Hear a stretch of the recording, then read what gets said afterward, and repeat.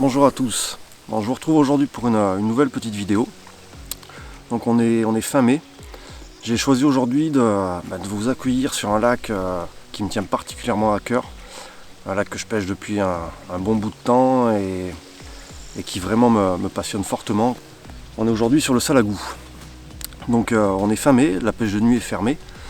Donc on est vraiment parti sur une pêche de journée en respectant vraiment la réglementation. Donc je suis arrivé samedi matin, j'ai pêché la journée de samedi, j'ai mis les cannes à l'eau vraiment samedi matin en début de matinée. Hier soir j'ai bivouaqué derrière les cannes, donc j'ai relevé les cannes vraiment pour respecter le règlement. Et donc j'ai remis les cannes ce matin au lever du jour pour continuer un peu, pour essayer de pousser un peu sur la matinée. Donc je vais vous retracer un petit peu ce qui s'est passé depuis hier. Donc le choix du site déjà, on va dire que c'est quand même un gros défi quoi.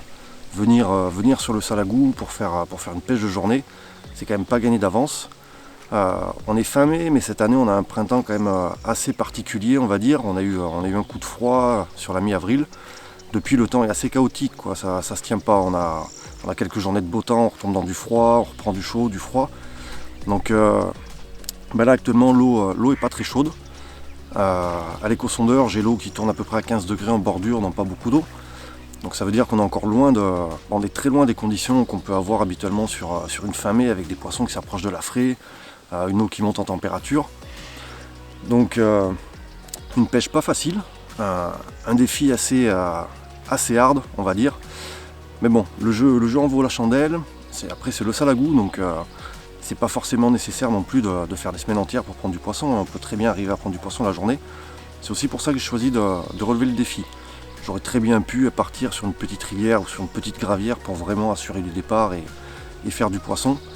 Mais quelque part, je me dis, après les 3 confinements successifs qu'on a eu, le couvre-feu, enfin, on a tous vécu une année 2020 et un 2021 assez particulière. Donc j'ai choisi de vraiment tourner sur le Salagou de façon à vous proposer déjà des paysages magnifiques. Et puis avec un peu de chance, peut-être toucher un de ces poissons mythiques. Bien, donc du coup je vais vous faire un peu le bilan de la journée de pêche d'hier. Je suis donc arrivé hier matin, j'ai choisi un poste en fait qui puisse me proposer, où je puisse trouver des profondeurs un peu variées, quoi, avoir une configuration de poste un peu, comment dire, avec différentes profondeurs, on va dire, de pas cibler vraiment que des herbiers et peu d'eau, parce que comme je vous dis, l'eau est pas encore chaude, quoi. Autant l'année dernière, à la même époque, sortie de confinement, on a vu un super printemps, l'eau était très chaude, les poissons étaient déjà en train de se rassembler en vue de la fraie. Là, on n'est pas du tout dans le même contexte, quoi. Comme je vous disais, l'eau est tout juste à 15 degrés, donc les poissons ne sont pas du tout encore dans l'esprit de se rassembler pour frayer. Ce qui fait que je choisis ce côté du lac et ce poste parce que ça me permet d'avoir des zones peu profondes et d'avoir différentes marches et différentes profondeurs successives. Donc dans le but vraiment d'avoir plus de chances, on va dire, d'intercepter du poisson. Donc ce que j'ai fait hier en arrivant, c'est que j'ai pris le temps quand même, j'ai pris une bonne heure pour prendre le temps de sonder comme il faut au lever du jour. Donc je choisis d'exploiter quand même ma bordure, de pêcher pas très loin. J'ai un gros herbier vraiment qui part sur la droite du poste, qui part jusqu'à 80 mètres où il y a très peu d'eau. Donc j'ai pêché 2 cannes vraiment en bordure dans 1,50 m, 2 mètres d'eau on va dire. Et 2 autres cannes vraiment sur des profondeurs successives, on va dire une canne sur 4 mètres et une canne un peu plus loin sur 6 mètres pour vraiment essayer d'intercepter du poisson qui passerait. Donc hier matin j'ai eu une bonne activité de poisson dans l'herbier, il y a eu pas mal de sauts, pas mal de marsouinage. Il n'y a pas eu de touche, j'ai pas eu un bib, j'ai pas pris une tape. J'ai recalé une canne dans la matinée, je suis ressorti en bateau, vu la quantité de poissons en fait qui bougeait dans l'herbier, mais vraiment au cœur de l'herbier. Je suis ressorti pour essayer de trouver des taches propres ou quelque chose où le poisson bougeait justement. Il s'avère que l'herbier est vraiment très dense. Il y a quelques petites trouées dans l'herbier on va dire, donc j'ai replacé une canne dans la matinée, une canne qui pêchait vraiment devant à 10 mètres du bord dans 1 mètre d'eau, et que j'ai choisi de reculer un petit peu et de mettre vraiment en plein cœur de l'herbier. Bon là, l'activité s'est complètement arrêtée en fin de matinée quand le vent s'est levé. Hier après-midi on a eu beaucoup de vent, ça a soufflé quand même pas mal. Et de toute la journée il s'est absolument rien passé, quoi. Toute l'après-midi après là, j'ai plus d'activité du tout. Il y a vraiment eu, on va dire, un passage de poissons sur le matin. Et après l'après-midi était complètement stérile, quoi. Donc de ce fait, j'ai choisi hier soir, donc j'ai relevé les cannes à la fin de l'heure légale, hein, sur les coups de 21h45, 22h. Et j'ai choisi de prolonger sur une matinée de pêche supplémentaire. On partait à la base pour une journée de pêche. Donc je prolonge sur une matinée étant donné qu'on a eu une bonne activité hier matin. On va voir si ce matin ça repasse à nouveau du poisson. Donc j'ai remodifié un peu ce matin les cannes en les remettant. Donc j'ai vraiment ciblé en fait ce gros herbier. Donc ce matin j'ai placé vraiment 2 cannes dans l'herbier, au cœur de l'herbier, hein, clairement. J'ai trouvé en fait des zones, bon c'est vraiment des zones pas grosses, hein, c'est des trouées on va dire grosses comme une assiette. Et en descendant le plomb, bon, on s'aperçoit que en bas de l'herbier ça a l'air quand même assez propre. Donc je pense que les carpes ont tendance la journée à passer dans cet herbier, certainement pour chercher de la nourriture, des écrevisses et autres. Donc on va voir ce matin si ça veut bouger un petit peu. C'est franchement pas gagné, parce qu'il y a quand même, il y a quand même un petit peu de pêcheurs sur le lac au niveau de la carpe. Il se fait pas des gros résultats. Les quelques pêcheurs de carnassiers qui passent également, quand je parle avec eux, c'est pareil quoi, les gars touchent pas vraiment de poissons. Et c'est ce qui est assez marrant au Salagou, c'est que on s'aperçoit que quand le lac vraiment se met sur on, on va dire, les carpes mordent, les carnassiers mordent, enfin tout le lac se réveille et tout le poisson est en appétit quoi. Que quand le lac se met sur off, au contraire, on s'aperçoit que c'est difficile pour tout le monde. On est vraiment très loin de l'année dernière où, j'ai envie de dire, l'an dernier c'était pas que c'était facile, mais on arrivait à prendre facilement du poisson la journée. Donc j'ai quand même voulu relever le défi, même si je savais qu'à la base, la pêche allait être quand même très difficile, en raison de la température de l'eau qui est pas très chaude. J'ai quand même voulu tenter le coup, parce que on est au Salagou, on sait que la pêche est jamais facile, mais disons que le challenge est un peu plus élevé. Mais le Salagou aujourd'hui, on sait jamais sur un départ, on sait jamais sur quoi on peut tomber. On peut très bien faire une petite commune, une petite miroir de quelques kilos, comme on peut tomber sur le poisson de sa vie. Donc c'est vrai que c'est quand même toujours plus sympa de pêcher ce genre de cadre. Et puis rien que pour le décor, le site, c'est également quand même beaucoup plus sympa qu'une petite gravière classique ou un petit secteur de rivière fermé quoi. Donc au niveau de l'amorçage, quand je suis arrivé hier, j'ai quand même éparpillé un peu d'appât, on va dire vraiment autour des montages. J'ai pas voulu mettre juste une poignée ou deux sur la canne. J'ai cherché vraiment à éparpiller, j'ai pas amorcé beaucoup, parce que je suis quand même là à la base pour une journée de pêche, donc ça sert à rien d'arriver et de commencer à mettre 3 ou 4 kilos de billes dans l'eau.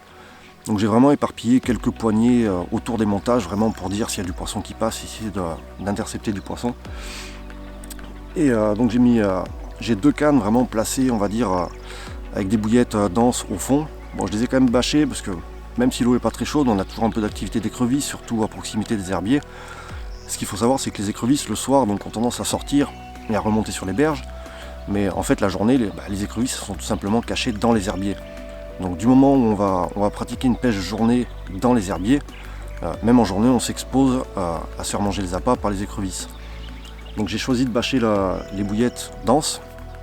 Et j'ai 2 cannes également qui pêchent justement dans les trouées d'herbier, qui pêchent en pop-up pour essayer de présenter pour avoir une présentation différente. Et de même ce que j'ai fait pour ces cannes qui pêchent dans les trouées d'herbier, j'ai uniquement mis un gros sac soluble avec on va dire une poignée et demie de bouillettes pour vraiment présenter une canne au spot, vu que visiblement c'est du poisson vraiment qui circule et qui navigue dans l'herbier. J'ai vraiment mis en place, on va dire, une pêche pour essayer d'attraper un poisson. J'ai pas cherché à rentrer des bancs de poissons entiers, à amorcer ou autre.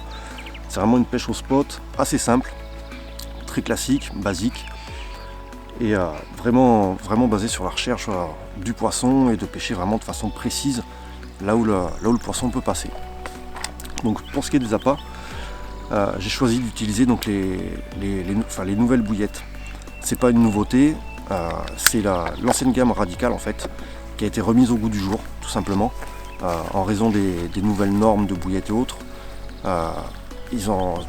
C'est les mêmes appâts mais qui ont été remis au goût du jour, donc une nouvelle on va dire une revisite pour 2021. Donc les bouillettes que j'utilise aujourd'hui, c'est les anciennes Ruby de Bee, donc les Smash Fish, une bouillette carnée avec également du chène-vie à l'intérieur. Donc une bouillette qui m'a déjà bien réussi par le passé. Et pour ce qui est des pop-up, toujours mes classiques pop-up roses, les anciennes Pink Tuna. Donc depuis ce matin, j'ai posé les cannes, je ne me suis pas pressé.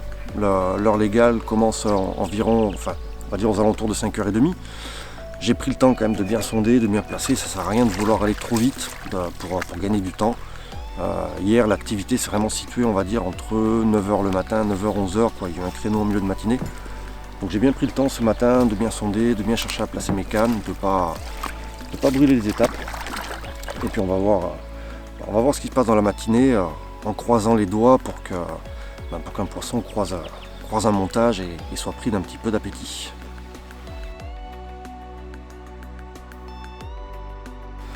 Bon, le salagou, aujourd'hui beaucoup de gens connaissent. Je voudrais quand même faire un petit point sur le lac. Parce que c'est vrai qu'aujourd'hui, on voit énormément de photos sur les réseaux sociaux de gros poissons. Donc il y a beaucoup de gens qui imaginent qu'aujourd'hui, le salagou, c'est un lac à gros poissons. Je voudrais quand même faire un petit point là-dessus. Donc comme vous le savez tous, le barrage a été construit il y a une 50aine d'années. C'est un lac qui n'a jamais été vidangé. Donc il y a quand même une forme de mystère sur le cheptel. Il faut savoir que moi au début quand j'ai commencé à pêcher le lac, donc il y a maintenant un peu plus de 20 ans, c'était un lac sur lequel on prenait vraiment que de la commune. Le cheptel était constitué à 95% on va dire de communes, des poissons qui allaient jusqu'à 15-17 kg. C'était très dur de passer les 17-18 kg quoi. Quand on prenait une carpe de 20 kg salagou, c'était exceptionnel. Pour ce qui était des miroirs, quand on prenait une miroir au salagou, ça valait largement un poisson de 30 kg n'importe où ailleurs. Ces dernières années, le cheptel a énormément changé, le lac a complètement changé de visage. La fédération de pêche en fait ont procédé à des empoisonnements réguliers depuis une quinzaine d'années. Donc au lieu de mettre beaucoup de poissons, ils ont choisi tous les ans de mettre un petit peu de poissons. Donc ils mettent principalement, même majoritairement de la miroir. C'est des miroirs à fort potentiel de croissance. Ce qui fait qu'aujourd'hui, on a une très bonne, même une très grosse population de miroirs sur le lac. On arrive même aujourd'hui à faire des pêches où on prend pratiquement que des miroirs et où on prend très peu de communes. Les communes sont toujours là, mais c'est vrai qu'on a quand même une très belle population de miroirs avec pas mal de gros poissons. Alors après, c'est vrai que sur les réseaux, on voit souvent des photos comme ça de gros poissons et autres. Ce qu'il faut savoir, c'est que le salagou est quand même très pêché. Donc on voit pas mal de photos, mais il ne se prend pas des gros poissons non plus toutes les semaines, quoi. C'est pas la foire d'Empoigne, il ne suffit pas de venir passer une semaine pour prendre plein de gros poissons. Donc après, ce qu'il faut savoir, c'est que tous ces gros poissons qu'on voit, c'est aussi souvent les mêmes. On va pas se mentir, il n'y a pas 20 ou 30 poissons de plus de 30 kg sur le lac. Au niveau de la réglementation, il faut tenir compte que la dépose des lignes est autorisée jusqu'à 80 mètres du bord, avec présence de repères obligatoires. Donc ça c'est vraiment important. Moi je le vois là depuis hier, même si je suis là que pour la journée, j'ai posé des repères pour vraiment marquer mes spots, parce qu'il y a également beaucoup de pêcheurs de canne-acier. Le lac est devenu un hotspot pour la pêche du brochet, du cendre, de la perche. Et tous les gars qui pêchent en embarcation, pour eux le fait qu'on ait les repères sur l'eau, ça leur permet de visualiser où sont nos montages. Et je le vois depuis hier, tous ceux qui sont passés, du moment où ils voient mes repères, hop, ils arrêtent de pêcher, ils passent au-dessus, ils traversent le poste en fait sans pêcher et ils reprennent la pêche après. Donc pour une entente vraiment entre tous les pêcheurs, il faut vraiment jouer le jeu, il faut vraiment mettre les repères, même si c'est contraignant en raison du vent, même si l'été c'est contraignant en raison des touristes et tout ça. C'est vraiment important de bien placer ces repères pour tout simplement pour les autres pêcheurs, parce qu'on a tous la même passion, la pêche. Il faut penser que les gars qui sont sur l'eau, eux peuvent pas deviner où sont nos montages, quoi. Donc bien respecter ça, la dépose des lignes. À savoir que depuis cette année, le camping est formellement interdit. Donc pensez bien à arrêter de monter les bivis la journée, quoi. Le camping sauvage est interdit, le camping tout court est interdit.